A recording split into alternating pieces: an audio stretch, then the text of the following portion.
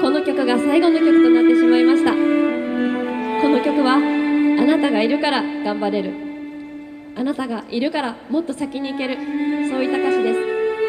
皆さんがいるから私はここで歌えることができます。そして私も皆さんにとってそういった存在になっていければなと思います。本日はお聴きいただきありがとうございます。